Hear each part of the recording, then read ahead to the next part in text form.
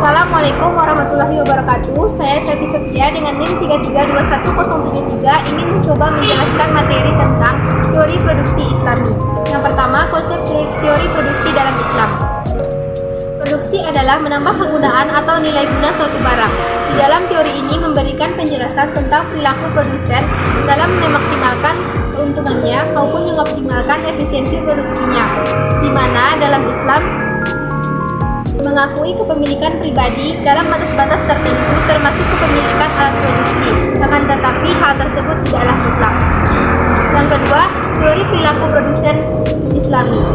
Di dalam Islam, seorang produsen harus mempunyai etika atau sikap yang sesuai dengan aturan-aturan agama.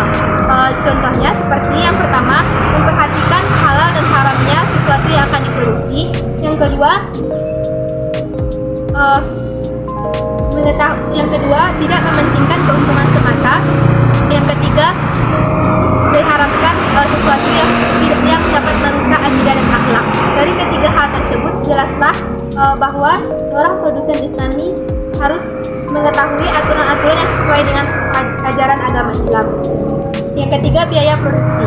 Biaya dalam Islam kaitannya dengan produksi ialah biaya yang dikorbankan oleh suatu perusahaan dalam untuk memproduksi suatu produk, termasuk di dalamnya biaya untuk membeli bahan baku dan biaya untuk membayar gaji karyawan dan lain sebagainya.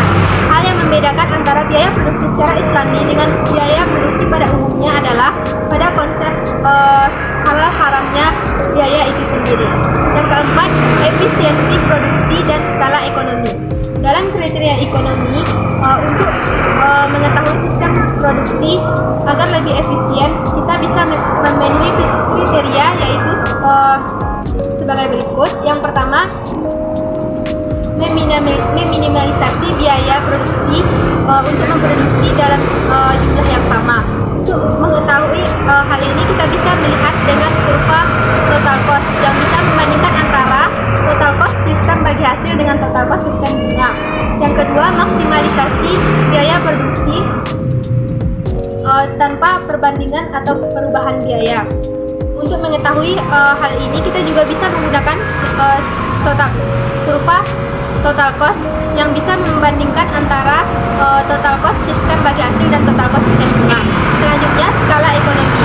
Skala ekonomi adalah fenomena turunnya biaya produksi per unit pada suatu perusahaan dibarengi dengan meningkatnya volume produksi atau output. Untuk melihat hal ini, kita juga bisa menggunakan kurva total revenue yang bisa membandingkan antara total revenue sistem bunga dengan total revenue sistem bagi hasil.